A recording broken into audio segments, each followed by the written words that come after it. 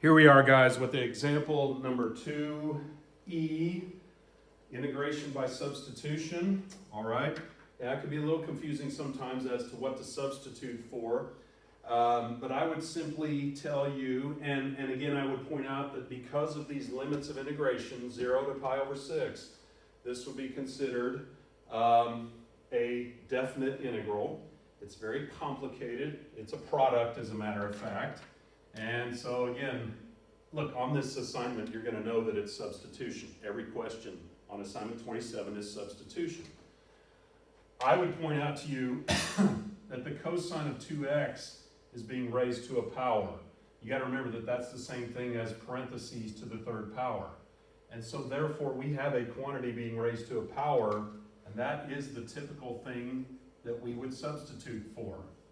So I think it's going to make sense to call u cosine 2x, because cosine 2x is being raised to a power, quantity being raised to a power. All right? So let's start building our new integral over here, running off, leaving our complicated x and running off with the simpler u. And so that would be u to the third power, wouldn't it? That's u to the third power. Keep in mind, u took the place of cosine 2x, so that became u to the third. All right, I always tell people, after you make your original substitution, you're always going to want to replace the dx in the original, and that's going to be from here. Everything now, from now on, comes from here. Everything gets built from this. So, if we differentiate both sides with respect to x, this would be the derivative of that is the chain rule, isn't it? Chain, all right? So the derivative of this, according to the chain rule, we start with cosine. What's the derivative of cosine? Do you remember that? That was on a slide some really nice guy gave us. The derivative of cosine is negative sine. So negative sine 2x. Let it be outside, inside, outside, inside. Remember, the 2x could be thought of as being in parentheses. So the external derivative is negative sine 2x. And then you take that times the derivative of the internal one, which is 2. That's the chain rule. All right? And we'll rearrange the furniture here in a second. For example, we'll pull the 2 up here in front with the negative. So two things going on at once, and I think you can handle it.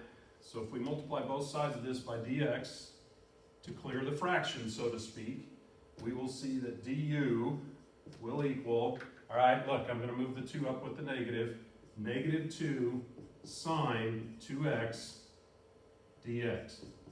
All right. Now, when we built that dx, this was the whole reason we took that derivative with respect to x. Not only did we get the dx, but you'll notice the expression negative 2 sine 2x fell in our lap, and that's very similar to this. So this part of it kind of fell in our lap. There's your sine of 2x. But we've got that multiplier here, which is not in the original integral. So as we've seen on previous examples, if the expression we want falls in our lap, and it's just got that multiplier we don't want, okay, fix it. Wouldn't this have a 1 in front of it? So I look at it this way. I go, okay, I don't want the negative 2, so I'll cancel out the negative 2 and replace it with a 1. Replace it with a 1. And so the idea would be doing a little bit of algebra trickery, if you will. If we multiply both sides of this by negative 1/2, we see that negative 1/2 du will equal 1. That's why we picked this number. This is 1 times sine of 2x dx. And you'll notice that we basically got both of these for the price of 1. So sine 2x dx is negative 1/2 du. Negative 1/2 du. I always like to put that numerical multiplier in front. So you notice this new integral is much simpler, all right? Much easier to work with, much more manageable. I don't know what else to say. All right, now, this is where it gets a little dicey, maybe, if it hasn't already. We also need to remember to change our limits of integration, right? Goodbye, x. I'm going to run off and start an entirely new life with you, all right? So, we need to put each of these limits, which are, I want to remind you, values of x, into that original substitution. This is where your trig training will come back into play. And I don't have a lot of board space to show this, so I'm going to be waving my hands in the air and going, remember this? And I hate it when that happens, but I have to. So if you put 0 there, you would first of all go 2 times 0, which is 0, and then you take the cosine of 0. So you go back to that unit circle, and you think about where 0 would be, and the cosine of 0, if I'm not mistaken, would be positive 1. You did too much in your head there. Yeah, I know. I feel handcuffed here a little bit. I don't have a lot of board space. I got to plan ahead and leave room for other things. So 2 times 0 is 0. Cosine of 0 is 1. Doing the best I can with the time and the space that I have. Pi over 6, when you take 2 times pi over 6, that's pi over 3. 2 pi over 6 reduces to pi over 3. Pi over 3 is 60 degrees. And then we want to figure out what the cosine of 60 degrees would be. All right, well, let's see, the cosine of 60, I'm looking at it. I didn't think to have the link here to take you back to those, or maybe I did, I don't know. Let me think here. Is this going to do what I want? Yeah, this is your derivative rules. All right, so I digress. Sorry. Start over. Pi over 6. Pi over 6 times 2 is pi over 3. Pi over 3 is 60 degrees. The question becomes, what's the cosine of 60 degrees? And that's 1/2. So again, I would tell you to go back to those familiar triangles that we talked about a long time ago. And there you go. Now, don't let this bother you that this number turned out to be bigger than this number. That's fine. That can happen.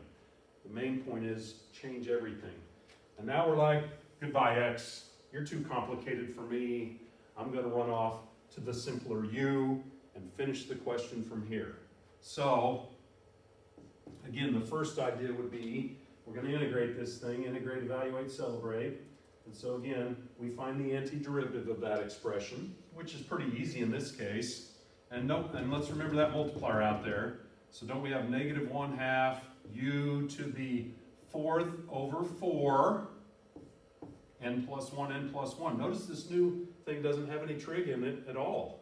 We substituted it out.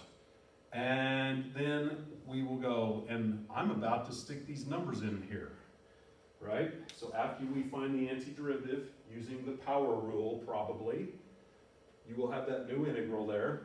I'm inclined to clean it up a little bit. How about we call this negative u to the 4th over 8, and that'll be evaluated from 1 to 1/2.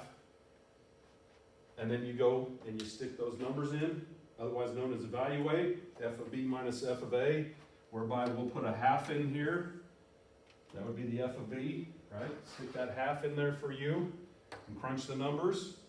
And then stick the 1 in there and crunch the numbers. That would be the f of a. And you subtract them. This is old stuff. This is the material that was on a previous assignment. That's what old stuff means, duh. And so it turns out, look, I did the arithmetic ahead of time on this, and I hope I can read my own writing. I got 15 over 128. All right, and I hope that's correct. I'm hopefully reading my writing properly.